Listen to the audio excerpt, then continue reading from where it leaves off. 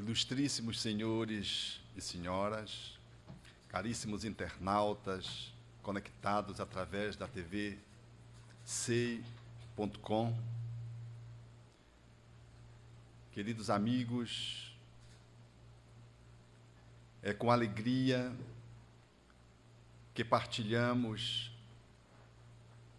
essas experiências num abraço do Pará ao Paraná, como o encontro da castanheira com a araucária.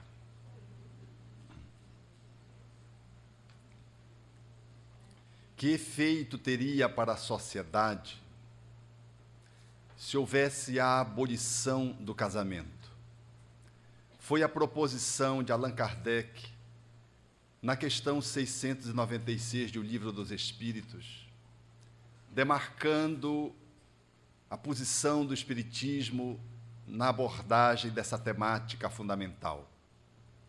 E os Espíritos responderam: seria uma regressão à vida dos animais. Na atualidade, o grande desafio é do homem poder lidar consigo próprio através do outro. A forma de estabelecer um contato consigo mesmo, ela é mediada através daquele que circula em torno dos nossos passos, aqueles que nos queremos nos perceber, nos identificar, nos auto-apropriar de nós mesmos.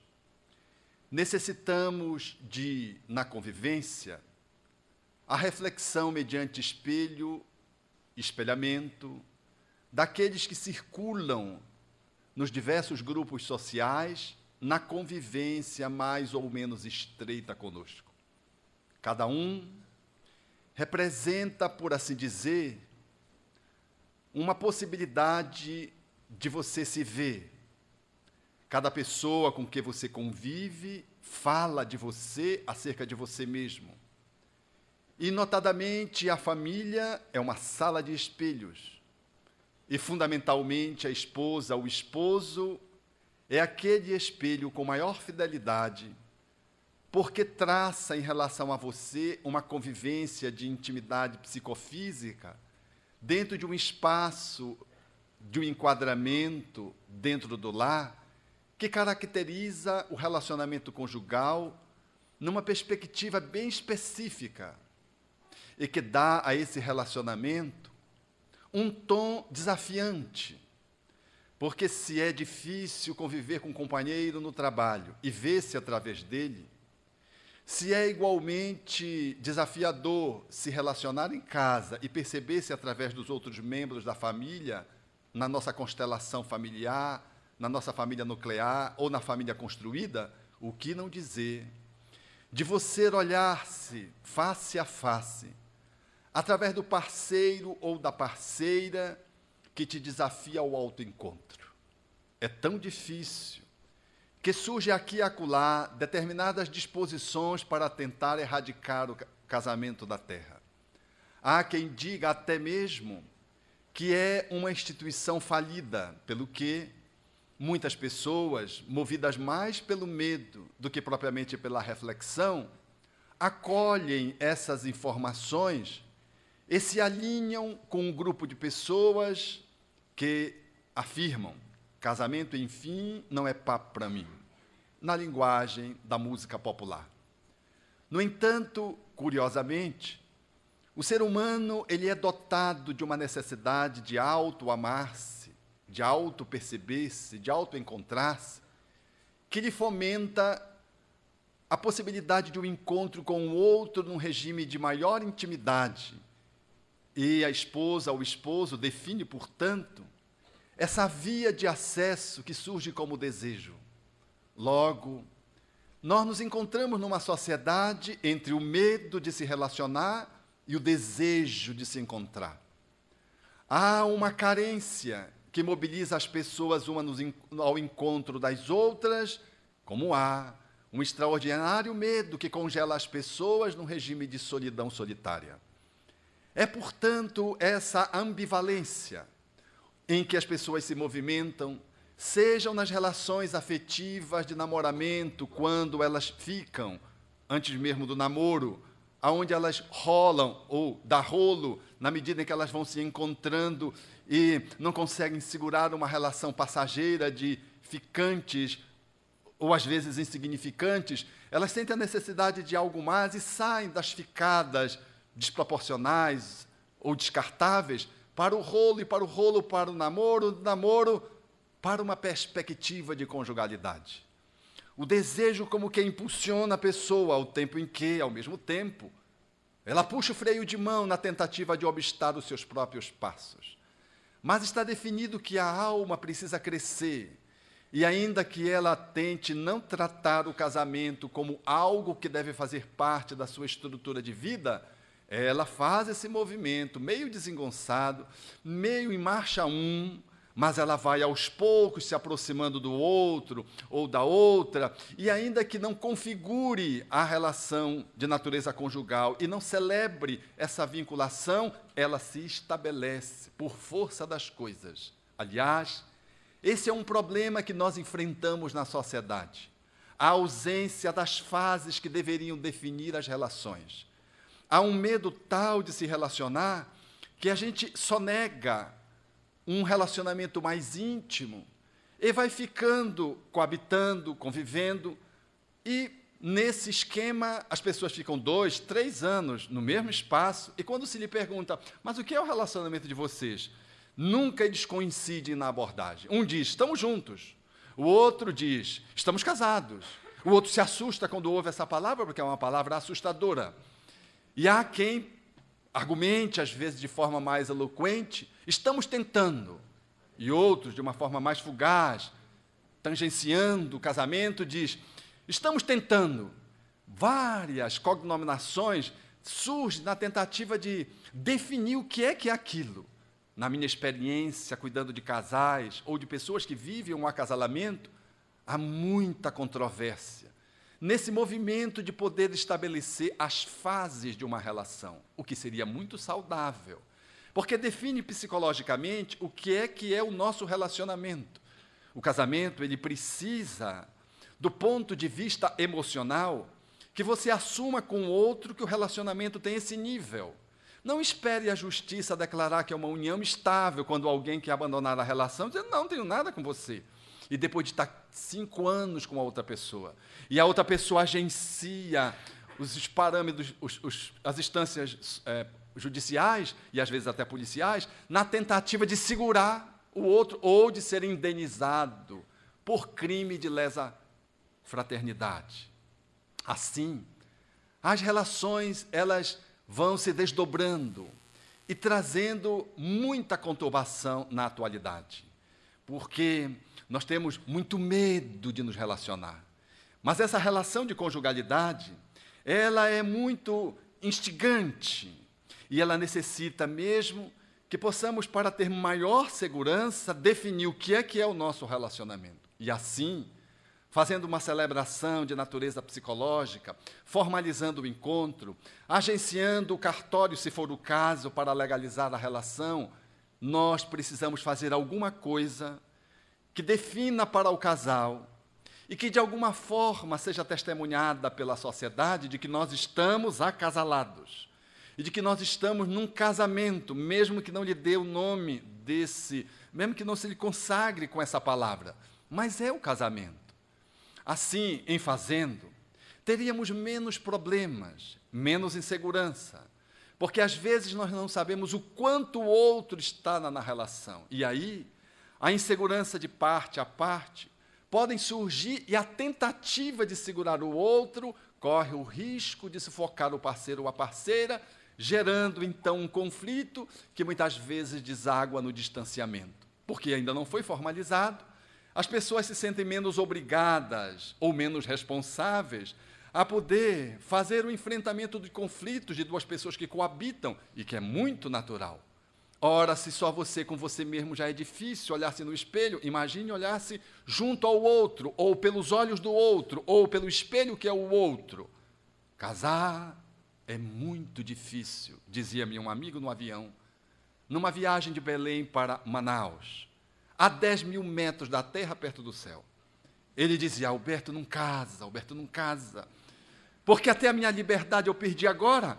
Eu tinha uma cama de casal, eu virava para um lado, virava para o outro, agora até o lado que eu tenho que entrar na cama é só um lado, não posso entrar pelo outro, porque ela está no outro lado.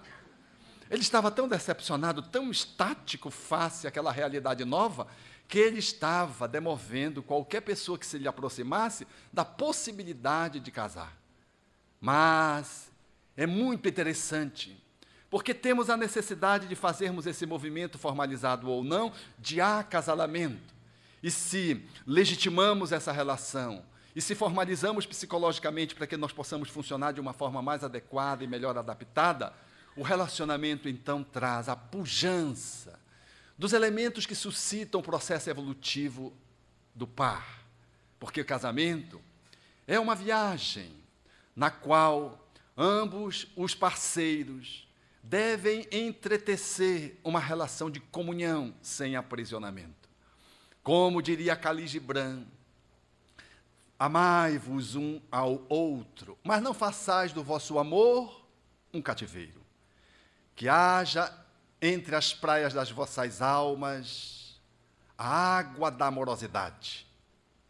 Cantai, alegrai-vos juntos, como as cordas da lira, que estão separadas, mas estão conjugadas na mesma musicalidade.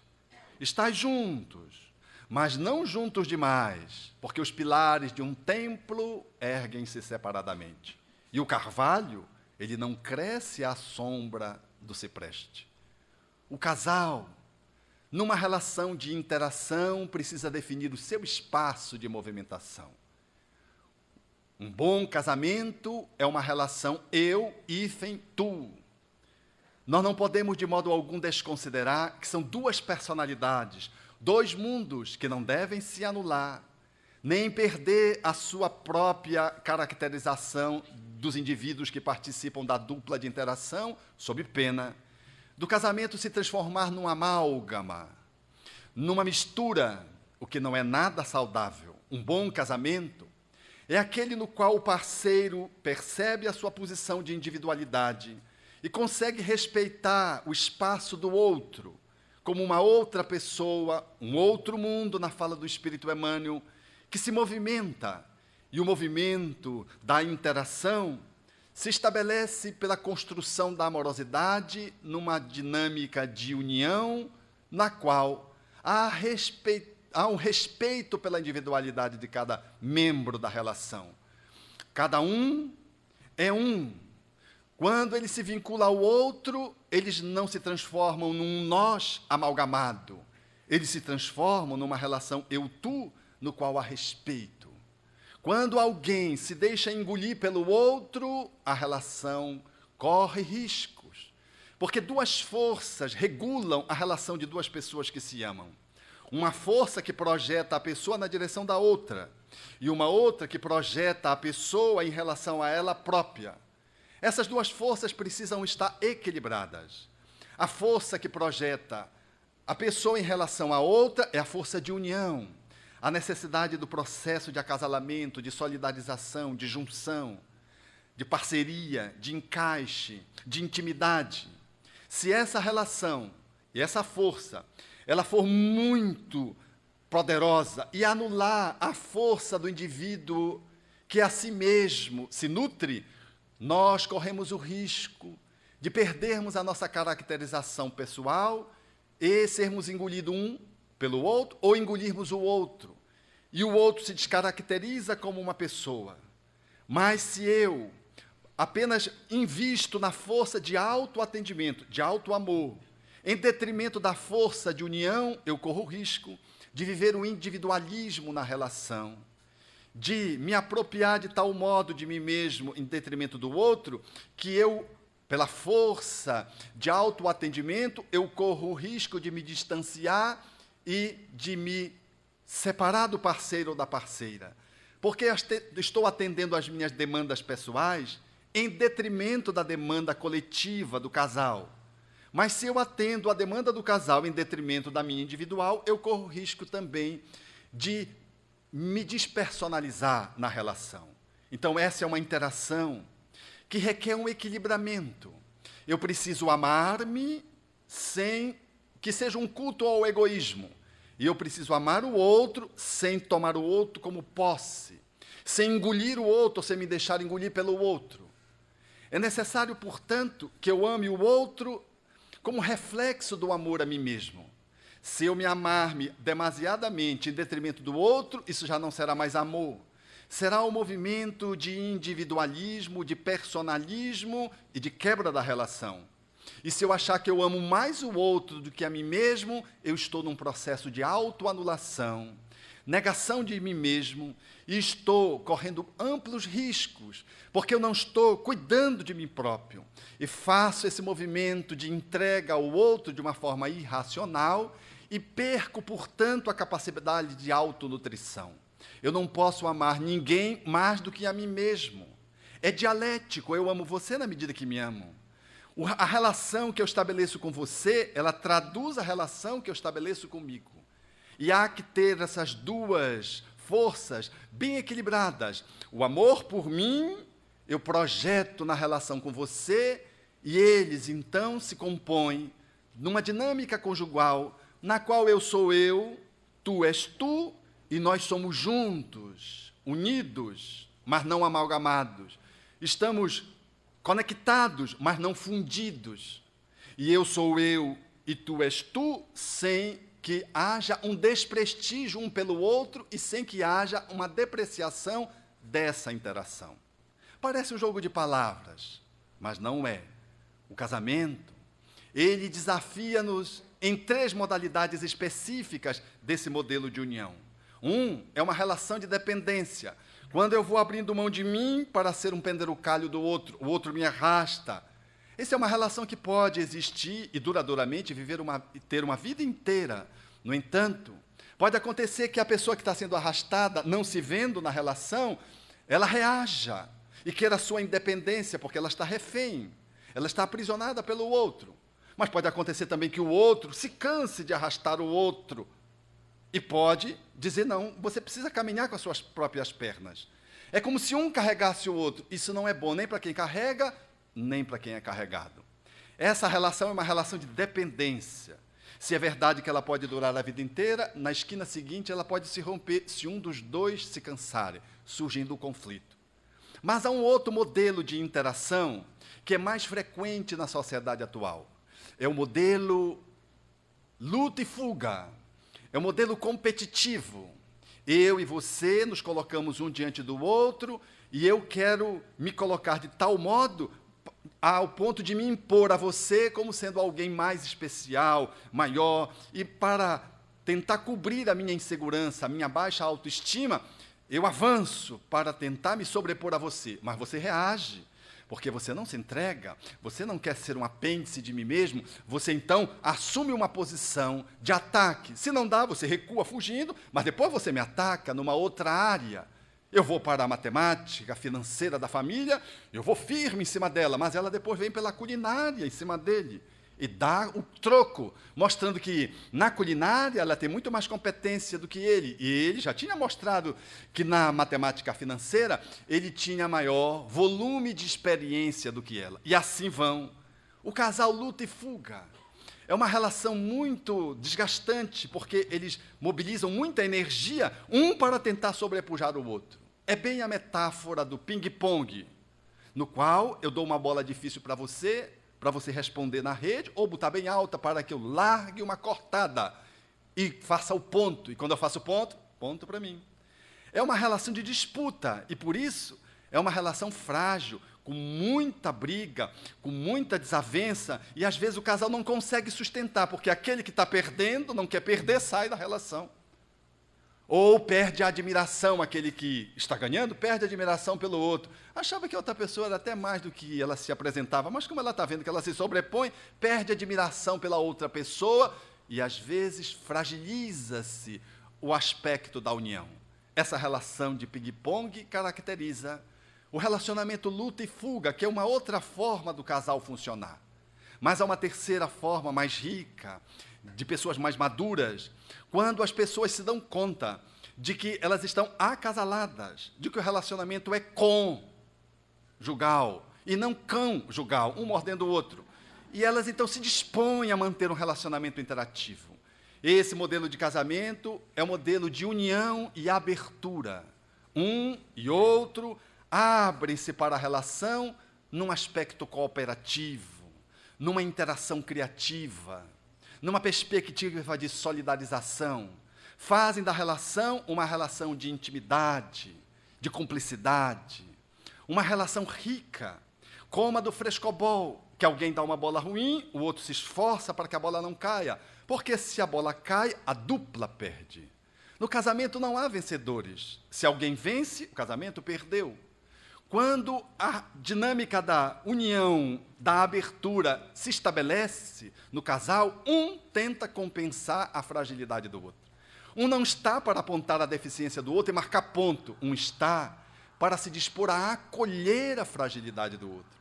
E faz esse movimento de acolhimento e de sustentação do outro, porque a seu turno, num dado momento, experimenta por si mesmo a sua fragilidade, e o outro vem e faz o contraponto, apoiando-lhe naquilo que é, de alguma forma, o ponto cego daquele parceiro.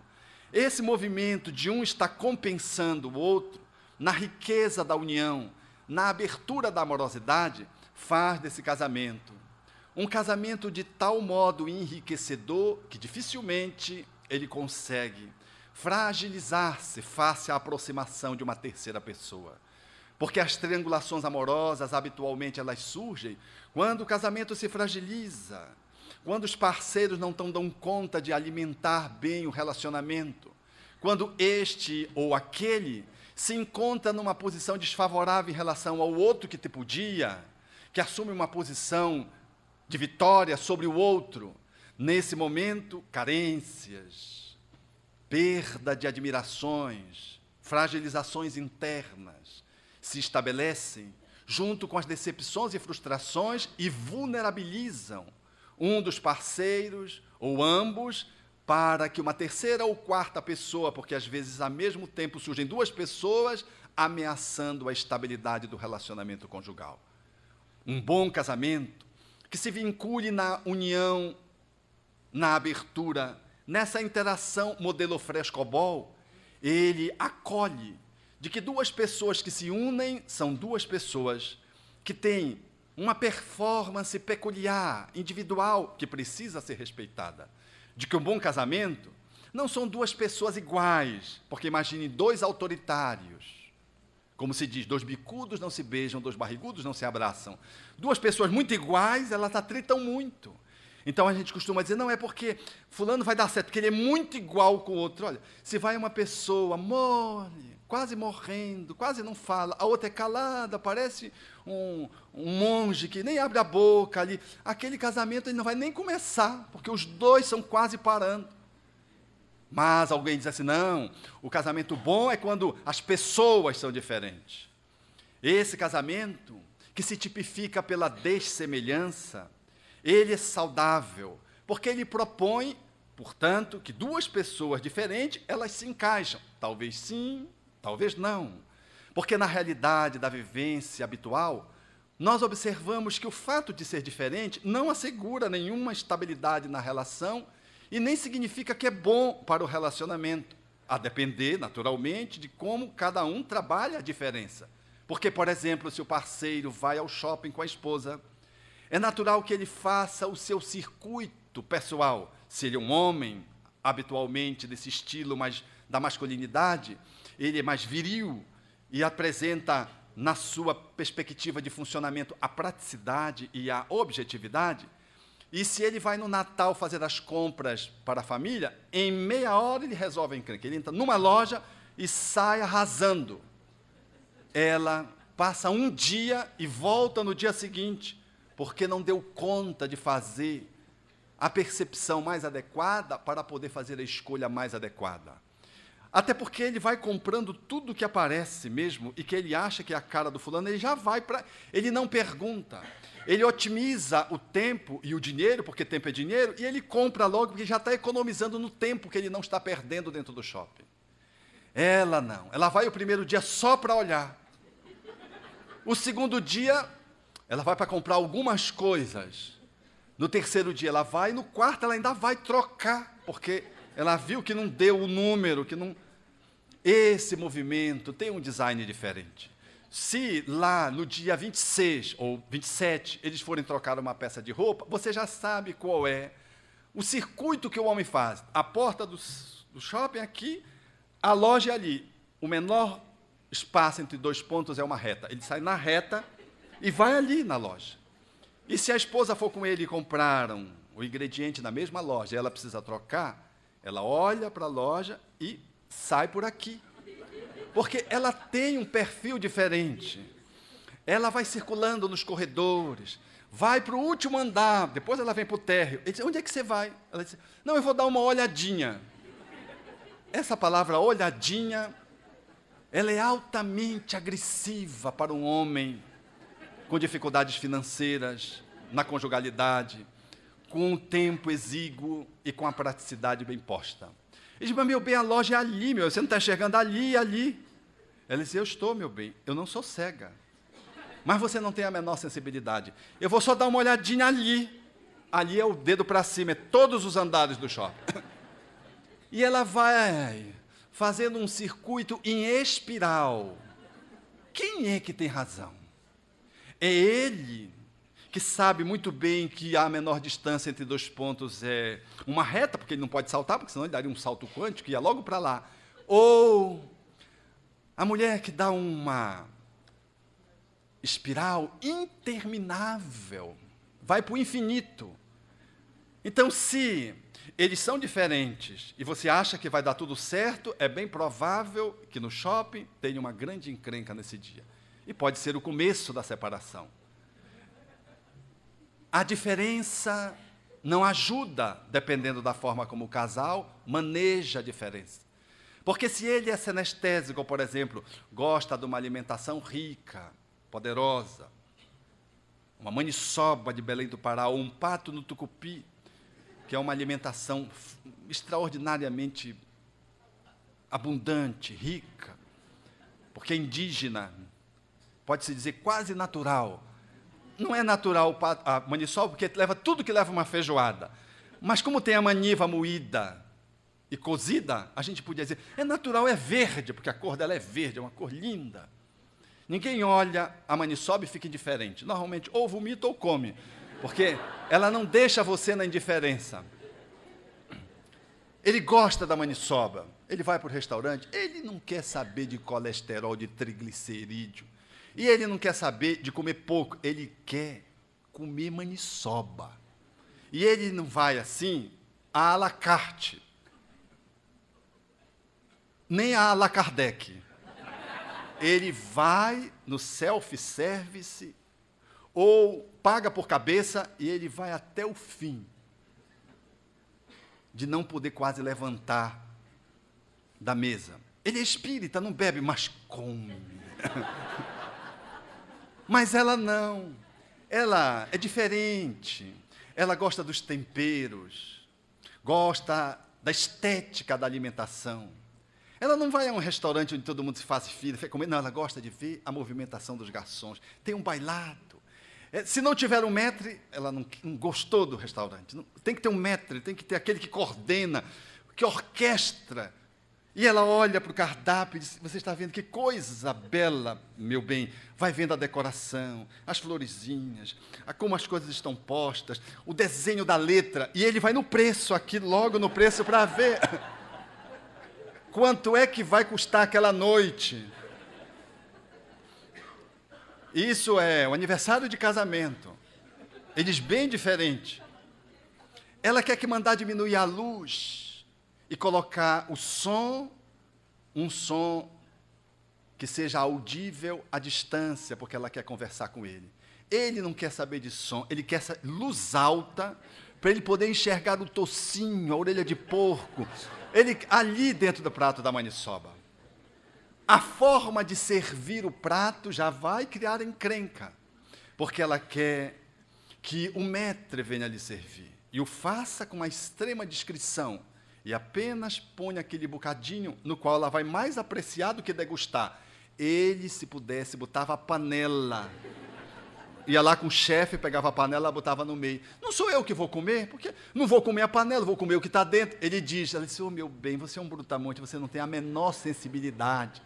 Ela é estética, ele é sinestésico. Ele gosta de encher a pança, ela gosta de olhar. Para ela é muito importante ter uma festa, ela fica olhando as pessoas, como é que as pessoas se vestem.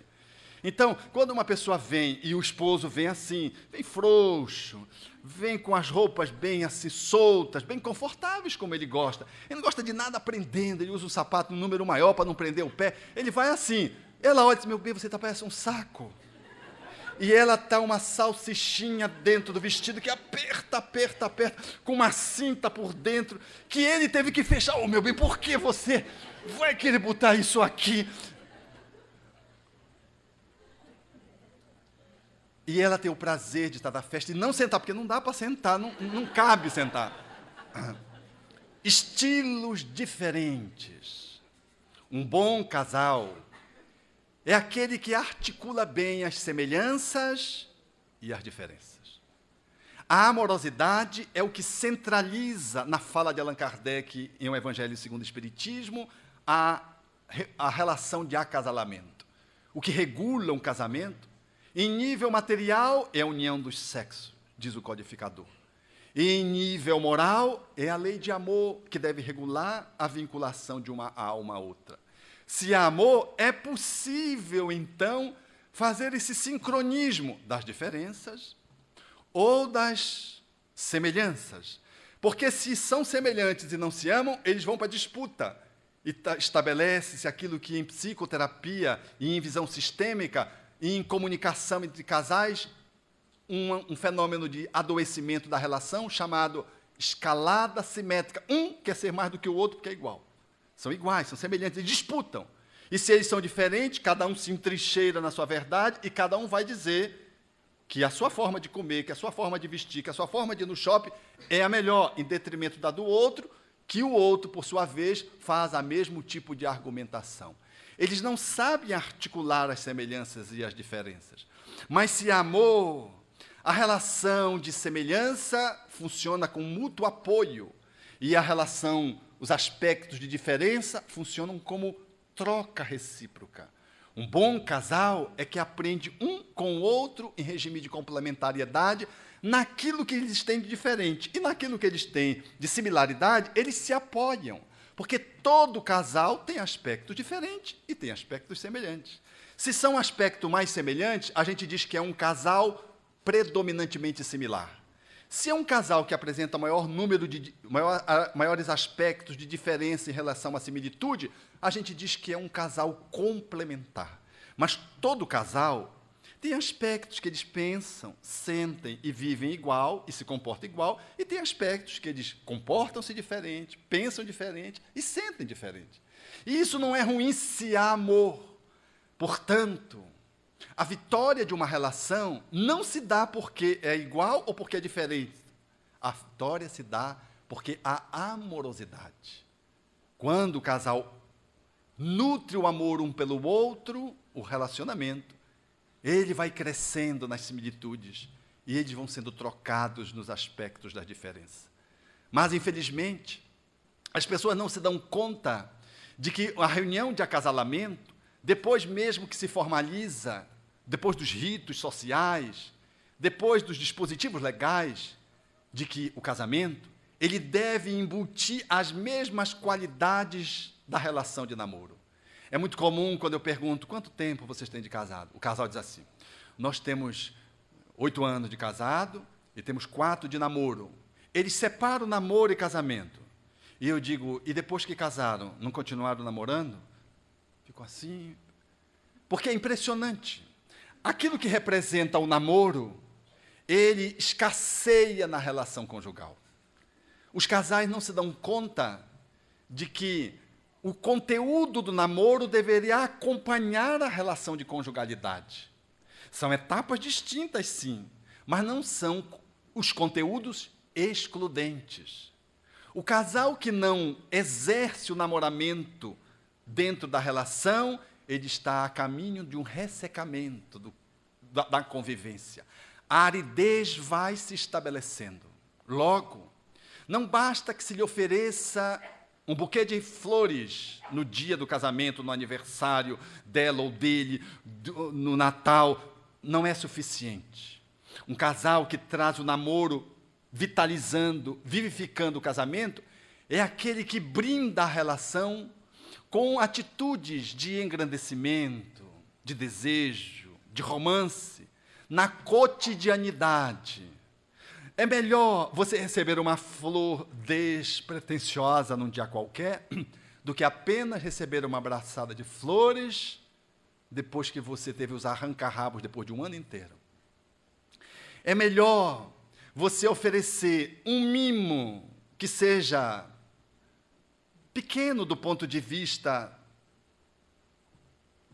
do econômico que ele traga, do que você oferecer um presente caro, mas claramente posto para silenciar os conflitos do casal. Um bom casal é aquele, portanto, que traz o romance, o apaixonamento para a relação. Quando isso acontece, o casamento, ele supera a rotina, as dificuldades, as vicissitudes, porque há um cuidado de acréscimo um com o outro. Não é preciso, portanto, que tenha uma data celebrativa importante, solene, para que um, em relação ao outro, configure o seu sentimento de acasalamento. Aquilo vai acontecendo à medida que a relação se estabelece. Não é como aquela que recebeu a abraçada de flores, pegou o cartão, era o aniversário de casamento, e leu: meu bem, parabéns, porque você soube escolher o seu esposo. Ela sorriu e disse: ele é assim, sempre bem-humorado. Um relacionamento, portanto, quando chega nas datas celebrativas, comemorativas, significativas, poéticas, por assim dizer, eles também recebem uma manifestação de ternura. Mas se o namoro, o apaixonamento, o investimento na relação, ele se faz cotidiano, você surpreende a parceira, o parceiro, com um riscado no espelho, com um mimo num dia despretensioso, convidando para jantar num dia que não é um dia comemorativo, um dia especial. Você vai dando um toque de fertilizante para a relação dentro da movimentação que se faz no dia a dia. São pequenos gestos que fazem os acasalamentos ganharem concretude. Não são as grandes ações.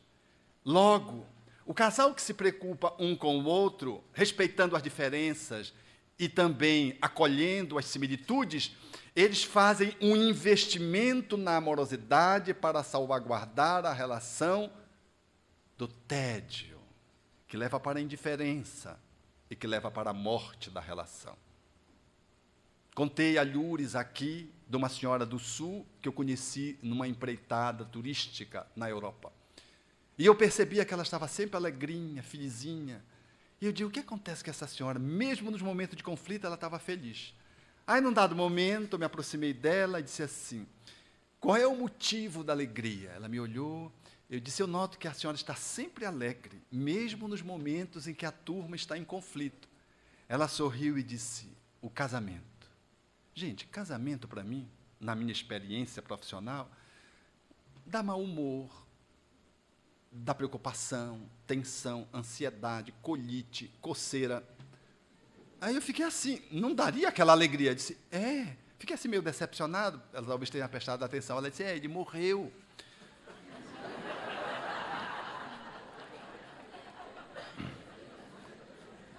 E eu pensei o que vocês pensaram também.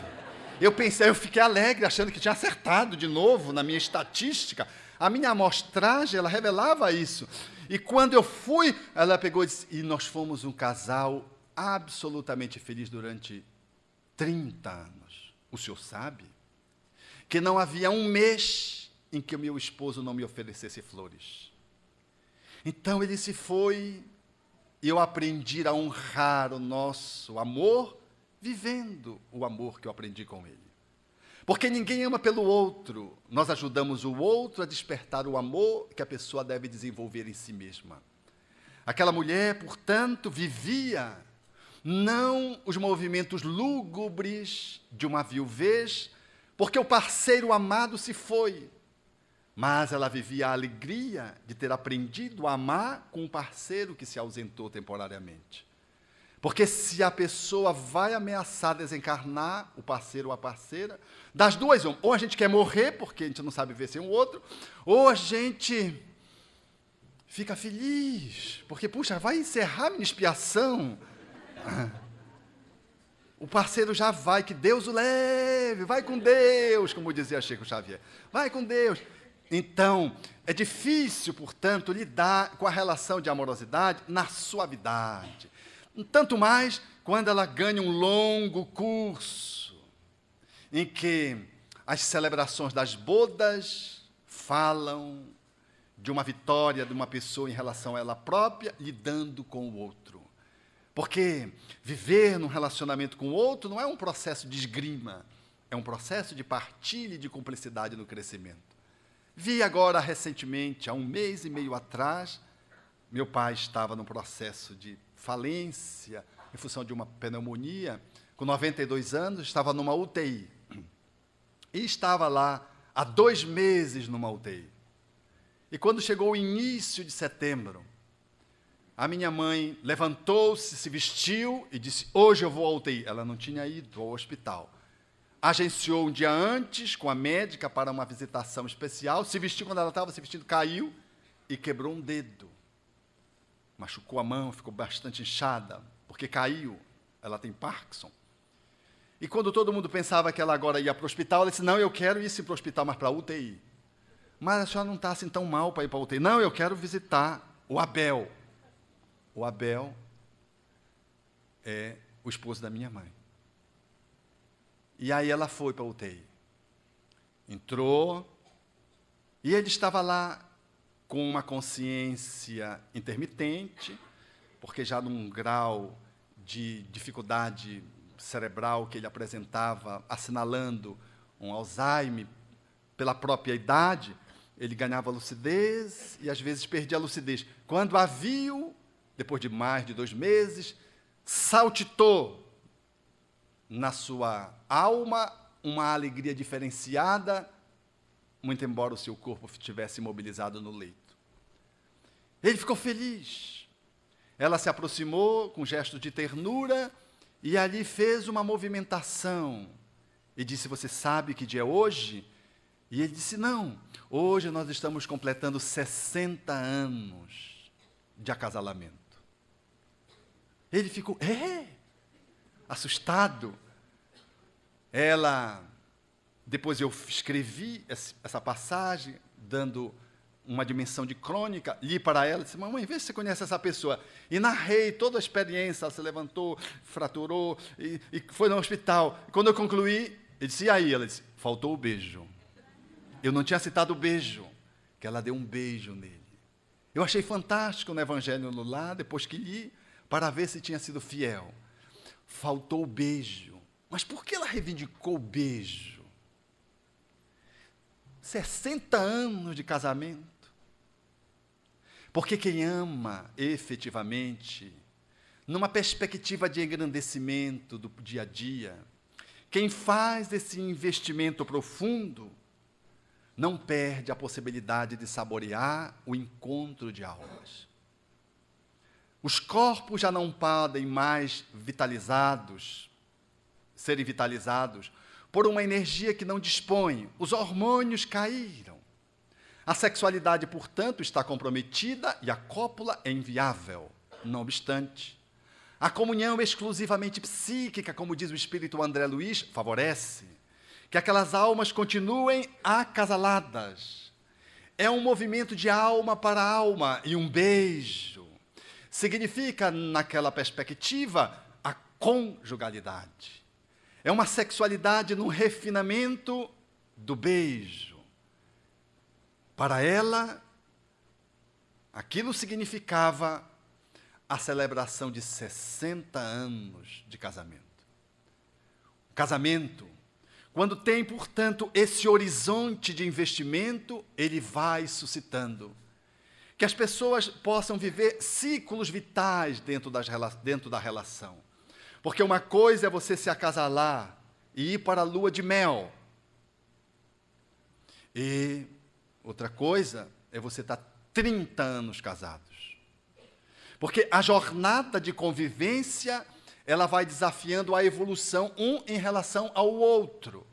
E se você não investe nesse caminho de interação e de introspecção e de crescimento interior, o casamento não sustenta, porque o par ele começa a se fragmentar, um vai ficando para trás, vai fugindo mais da relação, vai se ausentando do lar, ou então um vai se acomodando, o outro não quer que o outro se acomode, e cria-se, portanto, uma série de distanciamentos e de distonias e de disfuncionalidades numa interação que deve ser uma dança, que vencendo os ciclos, ela vai trazer o brilho da amorosidade como a marca do acasalamento entre dois seres que se vinculam num dado momento na vida física para experimentarem a jornada dificílima, que é de viver junto um com o outro, dormindo à mesma cama e sonhando sonhos similares. Porque quando nós observamos, após o casamento, nesse ciclo de evolução da conjugalidade, onde no início a performance física e sexual está mais abundante, a beleza do corpo está presente, a estética, junto com os hormônios, faz uma combinação bastante atraente para dois espíritos que se acasalam. E à medida que o tempo vai se estabelecendo e que o casamento é formalizado e as pessoas possam coabitar, começam, no entanto, a surgir outros conteúdos que fazem parte de quem coabita, de quem que vive junto. Deitar na mesma cama e transformar a cama num tapete de encontros, de orações, de celebrações de almas que se entrelaçam, e não apenas num espaço de encontro sexual, é o grande desafio. Porque há muitos casais que tentam preencher os buracos emocionais através do sexo, que no início dá certo, mas não é um investimento a longo prazo, não sustenta a relação. Todas as vezes que o casal não conversa quando precisa conversar, ele vai acumulando embaixo do tapete distanciamentos, conflitos, que vão se saturando dentro da relação, e ainda que não se fale, vão minando o inconsciente da relação, e de repente o casal, quando se vê, caiu no processo da indiferença. Entrá-lo pela via do tédio. E quando vê, está apaixonado por alguém. É necessário, portanto, fazer do casamento esse processo de interação amorosa e de cumplicidade de dois seres que, evolutivamente, fazem um link através do amor para, mediante serem companheiros de viagem, mergulhe nas experiências do viver junto. Não são um algemado ao outro, mas podem ser gemas preciosas na movimentação de ir e vir, se conseguem tratar as questões que surgem no acasalamento. Mas se você não fala de você, se você não é capaz de dar retorno para o outro, como é que esse casal vai viver o acasalamento quando surgem os conflitos, as diferenças? Notadamente, aqueles que frequentamos a sexualidade masculina, menos afeitos à oralidade e mais à ação, menos sensíveis à emocionalidade e mais pujantes na racionalidade, se somos espíritos que estamos reencarnando muitas vezes na cultura da classe sexual masculina, vamos encontrar muitas dificuldades para lidar com espíritos que, reencarnando no sexo feminino, mas muitas vezes tenham desenvolvido a sensibilidade, a intuição, a emocionalidade. Então é necessário que um aprenda com o outro, não como fazem algumas mulheres. Meu bem, eu quero conversar com você hoje à noite. É a pior coisa para um homem que não gosta de conversar ouvir isso. É uma sentença de morte. Disse, mas o que é que você quer conversar? Disse, à noite, meu bem. Gente, isso é torturante. Porque não precisa dizer que ele não consegue nem trabalhar direito naquele dia. Aí ele vem almoçar para ver se conversa, ele tenta puxá-las à noite.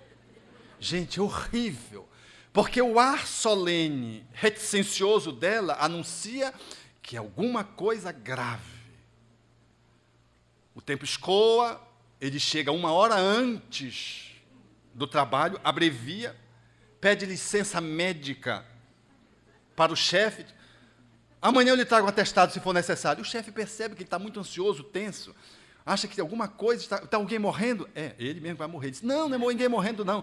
É uma conversa que eu vou ter que ter hoje, muito importante. O seu filho está usando droga? Não, a droga é da minha mulher que está querendo conversar comigo hoje.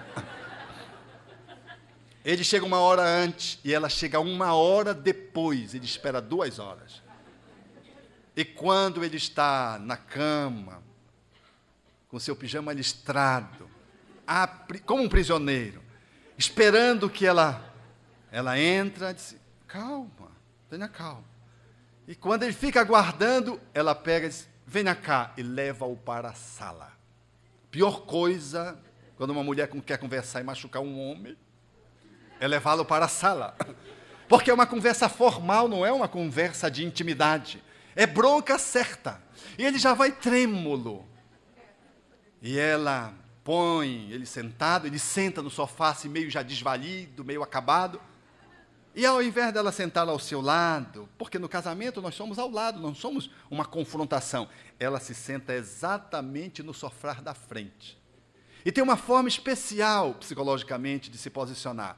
Ela não senta no sofá e se reclina, ela senta bem na pontinha e cruza a perna e diz, como está a nossa relação?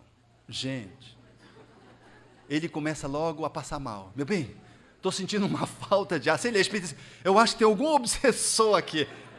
É as dificuldades próprias. Ela insiste, mas ele titubeia, gagueja, a boca fica seca. Ele diz, meu bem, você não quer pegar um pouco de água para mim? Ela diz, mas você não pode esperar um pouco? Água preferencialmente fluidificada. Para puxar, para ver se ela pega menos leve. E ela, então, não vai aguentando, porque ela é sensível, mas não tem o controle. Aí ela vai se irritando, porque ela quer conversar, mas ela quer ter uma conversa braba. Aí ela começa a falar. E mulher,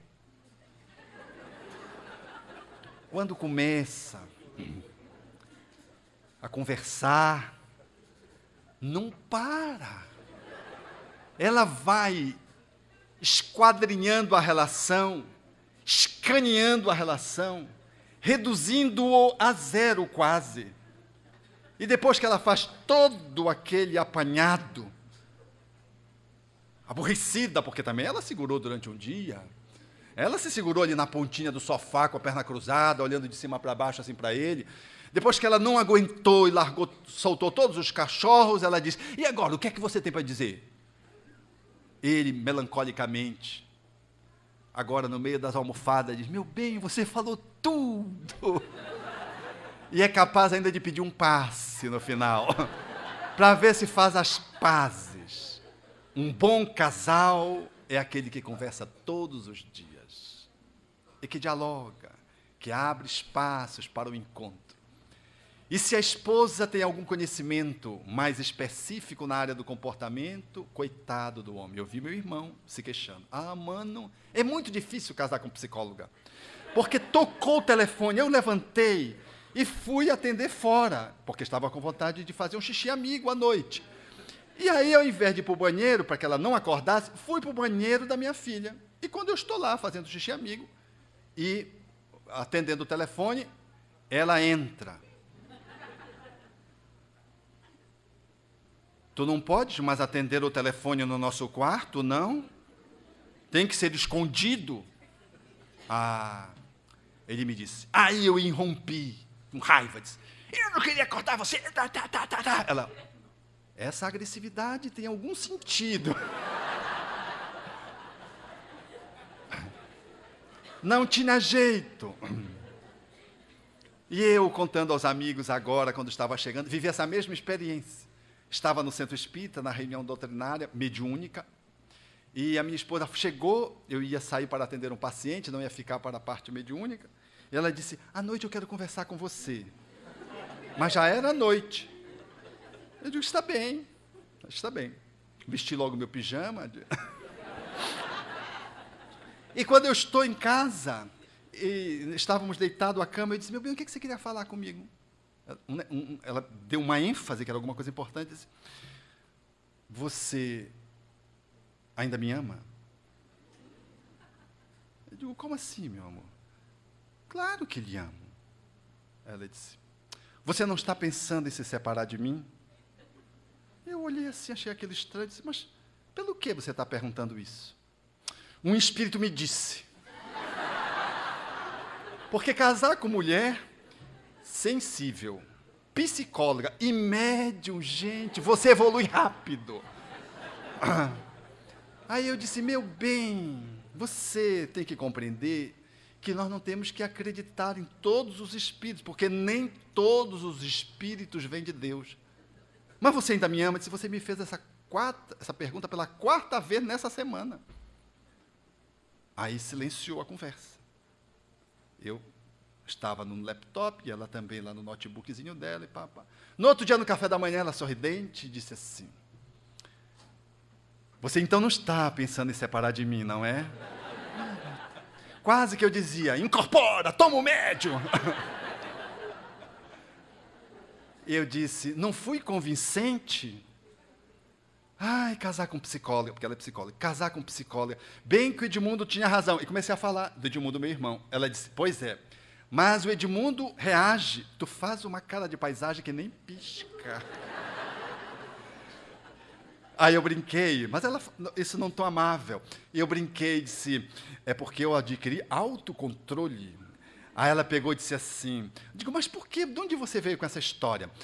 Ah, não, os espíritos. Digo, pois é, você se vincula a esse tipo de espírito? Não, ele está vinculado a você. Digo, mas como a mim? Não, porque foi você. Aí ela lembrou, 2 dias antes, estávamos numa reunião familiar, e a minha mãe tem uma série de provérbios que ela diz como parte da cultura educativa da família. Tipo, quem muito se abaixa fica em posição imoral. Formiga, quando quer se perder, cria asas. E um delas, que ela diz assim, vocês podem se ficarem barbados, mas não deixarão de ser meus filhos. E quando muito, vocês poderão ser homens e pais, mas jamais poderão ser mãe. E eu disse isso. E eu disse, e eu nem pai pude ser. Fiz esse comentário. Aí o espírito chegou com ela e disse, tu viste o comentário que ele fez? E foi trabalhar a cabeça dela. Aí ela disse, então foste tu. Eu digo, não, querida, eu fiz um comentário, mas você fez um adeno. Você quer adotar? Eu digo, não, minha querida, nós já estamos dotados de 4 rebentozinhos que nos arrebentam em casa, são os 4 filhos dela. Aí começamos a rir. Eu disse, pois é, você deu aso a que esse espírito pudesse dialogar com você. Pois é, ele foi dizendo tudo encadeado, você disse isso. Depois, ele vem e diz que você está querendo se separar. E aí, vem e me diz que você queria ter um filho. Eu digo, meu Deus, o que falta já? Só falta agora esse espírito apresentar a minha futura noiva. Aí, levei na graça, naturalmente. Ela começou a rir. Mas vejam como é a sensibilidade. Agora imagine se ela fica com isso na cabeça dela. Isso foram só 3 dias. De uma mulher sensível, psicóloga e médium. Agora imagine 1 mês. Eu vejo na terapia de casal. Há 15 anos atrás, quando você me fez aquilo, vamos falar de 15, nunca trataram do assunto. Eles não conversam, eles vomitam uma história de um relacionamento que não dá conta de ter sustentação, porque não conversaram. E o outro, e você? Naquele dia, e vão falar, desenterrar defunto que está vivo, e que está na relação durante 15, 20 anos, nunca conversaram. O casal, ele atualiza a cada dia as contas da conjugalidade. Não só afirma as positividades, mas vai limpando o lixo, porque senão você vai acumulando lixo. E esse lixo vai entrando na economia da relação, e com o tempo você não consegue atender o casal. Eles estão tão saturados um do outro, estão tão cheios de mágoas, cheios de dúvidas, cheios de interrogações, que você não consegue estabelecer uma sessão sem que eles só faltem se estapear. Nessa medida, terapeuticamente, eu costumo dizer, eu vou atender um por um primeiro. É impossível botar os dois na mesma sala, porque eles não dão conta, porque estão transbordando em função da pobreza do diálogo, daquilo que vão acumulando e não falam e não trocam. Nós precisamos conversar. E conversar, não encontrar os defeitos, é identificar aquilo que não está bem e identificar aquilo que está bem. Meu bem, como ficou bem você, esse seu cabelo? Mulher adora quando faz o cabelo, que o homem olha e diz, meu bem, que visual novo. Ela, um lance autobiográfico hoje a mais nessa relação. Uma vez ela foi pintar o cabelo de ruivo, porque ruivo é a moda, né? Porque está em extinção geneticamente no mundo. Ela foi pintar de ruivo, mas o cara errou. Gente, pense num cabelo róseo. Assistiram aquele filme O Quinto Elemento? Quando eu cheguei, eu olhei, eu pensei que era um espírito obsessor, era ela. Róseo. E ela disse, vamos para o restaurante. Eu disse, vamos. Gente, nós entramos no restaurante, todo mundo ficou assim olhando. Era uma moda que ela estava lançando. Mas estava tão diferente que quando nós chegamos no restaurante, o filho tinha chegado de uma viagem demorada de alguns meses a um estado vizinho nosso, e quando ele viu a mãe, ele nem cumprimentou a mãe. Ele teve uma crise. Mamãe, a senhora perdeu o senso do bom senso. Não é possível. Aí depois se virou para mim, como é que tu deixastes, Alberto? Vocês imaginem se um homem consegue controlar uma mulher. Não consegue, nem dormindo. Não consegue. Ela passou ainda uma semana, eu achei muito interessante a vitalidade dela, a autoestima dela, o vigor, manteve uma semana. Eu acho que nessa hora os obsessores até foram embora, porque não acharam que não tinha mais jeito. Estava tudo resolvido. Quando você olha para a sua parceira e puder fazer um elogio, não deixe de fazer. Porque a gente silencia os elogios a ele ou a ela, e às vezes, quando fala das coisas ruins.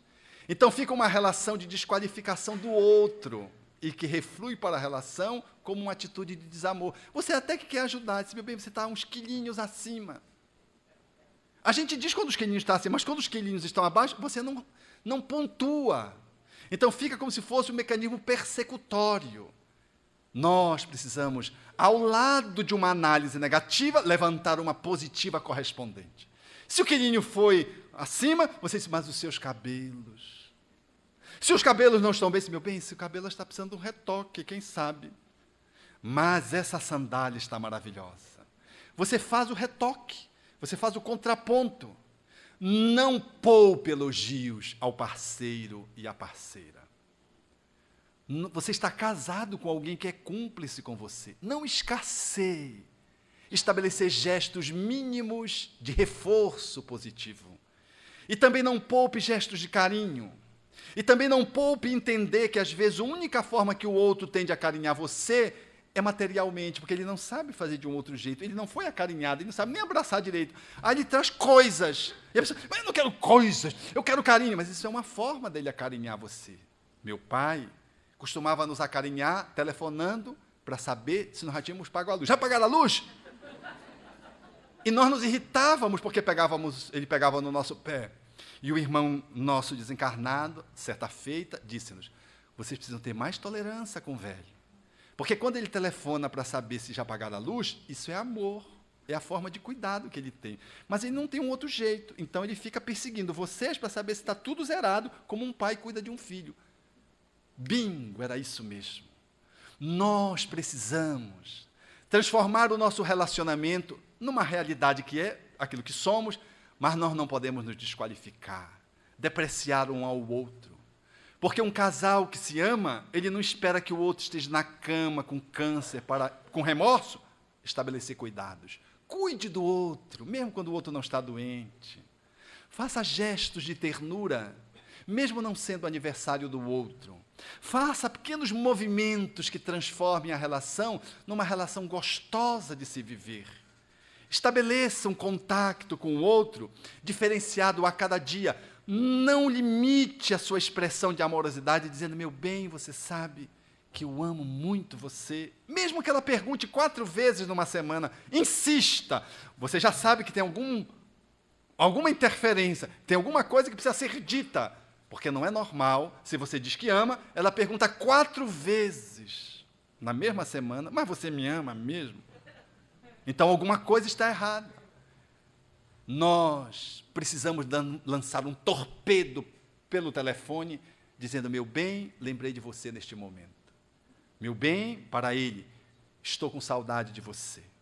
O casal que assim se posiciona, vai trazendo para a relação aquilo que objetiva o casamento.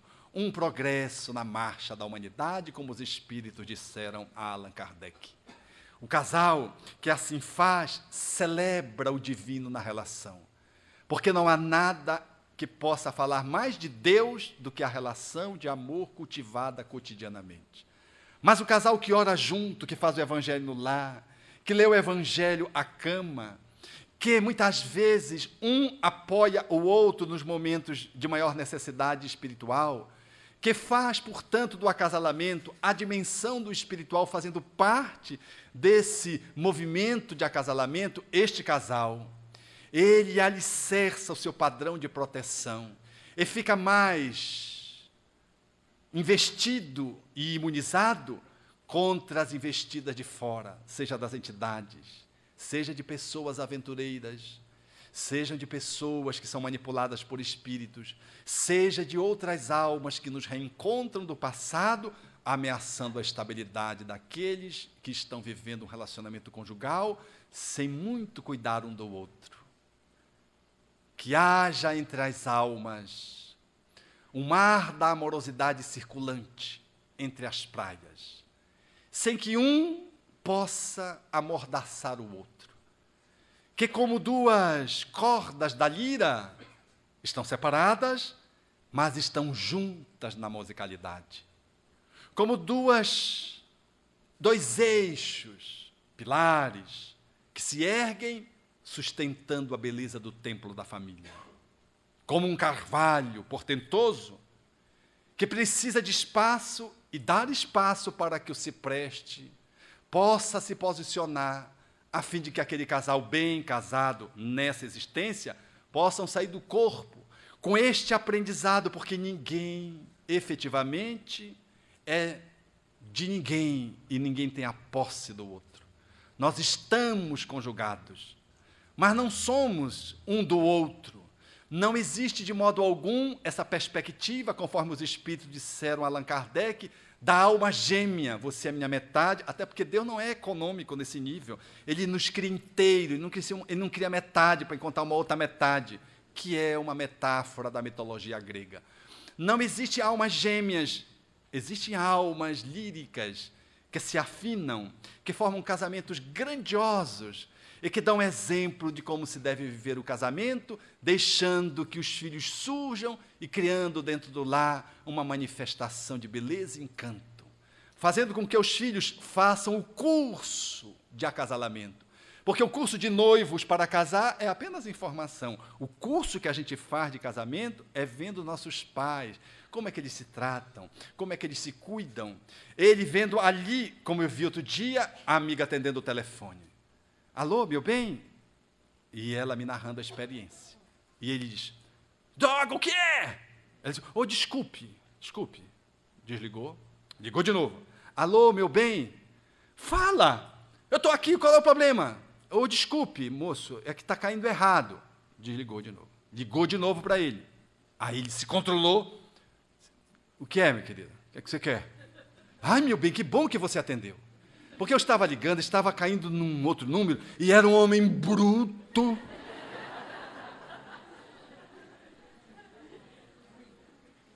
Ela enquadrou adequadamente. Se alguém vem com uma negatividade, não corresponda no mesmo nível. Sempre responda um ponto acima. Se ele grita, fale num tom audível. Se ela esbraveja, fale num tom firme, mas você não precisa entrar numa crise de cólera como ela. Se ela vem e faz um afago, faça 2, um ponto acima. Se ele vem de elogia, encontre um espaço na dinâmica do relacionamento para reconhecer aquilo que está bem duplamente. O casal que faz esse movimento, ele está fazendo com que a relação saia da mesmice. E um e outro, se apoiando, conseguem estabelecer uma relação que não é de almas gêmeas, mas são almas gemas. São gemas preciosas que se encontram num processo de iluminação. E aí, quando as bodas de carvalho se estabelecerem, quando as bodas de diamante alcançarem, você não terá vivido aturando um ao outro. Você terá estabelecido uma grande caminhada, da qual você se rejubila, porque você com o outro estabeleceram uma relação de tal modo rica que encontraram a divindade. E poderão dizer com excelente motivo para celebrar a união de que Deus esteve presente ao longo de 70 anos de convivência. Hoje em dia é quase um absurdo dizer isso, né? As pessoas se separam com muita facilidade. Mas um casamento que durou e que você pode olhar para trás e celebrar a vitória, ainda que tenha sido 15 anos, porque um casamento bem vivido de 15 anos vale mais uma boda de ouro, cujo ouro, o quilate é lá embaixo. As pessoas viveram 50 anos se machucando umas às outras, vão levando mágoas, vão cheias de encrencas, desencarnando para experimentarem no mundo espiritual a necessidade de uma retomada da relação, porque aquele movimento foi um movimento precário, acumulador de inúmeros déficits. Saíram com a conta no vermelho e aguentaram 50 anos quase que num sistema de tortura recíprocas. Um bom casamento, ele vale pela qualidade com que o casal se relaciona. Ele não é bom porque teve uma quantidade somente, mas, sobretudo, porque a relação foi uma relação de excelência. Assim, o casal que conseguir fazer esse movimento, ele haverá de ensinar para os filhos o encanto de poder acasalar-se. Os filhos não terão tanto medo, terão, mas não terão tanto medo de se vincular um ao outro. E estarão fortalecidos no seu desejo com todo um repertório de exemplo que eles experimentaram, vendo como seus pais se desincumbiram dessa relação da vivência de uma conjugalidade amorosa. E haverão de ver nos pais a representação do divino, a presença de Deus. E talvez para os filhos, em olhando os pais bem acasalados, signifique para eles que a divindade como o que esteve presente ao longo de toda a sua existência, a partir do momento em que eles nasceram. Eles se sentem honrados de pertencer a um casal bem casado. Um dos cuidados na terapia é de nunca desmerecer um pai e uma mãe, porque toda vez que você põe um pai e uma mãe para baixo, a criança, o adolescente, se sente menos. Mas todas as vezes que você foi um casal para cima, o adolescente, a criança se sente mais. Ela se sente estimulada na construção da sua autoestima, porque ela deriva de um processo de convivência de dois espíritos que conseguiram dar conta da sua administração conjugal. Nesse caminho, caríssimos amigos, façamos um novo acasalamento a cada dia. Porque casar não é um ato de assinar papéis e de formalizar-se perante uma autoridade legal. Casar é um processo no qual, ao invés de um ato passo que eu assino, eu estabeleço o hábito de caminhar no reacasalamento cotidiano.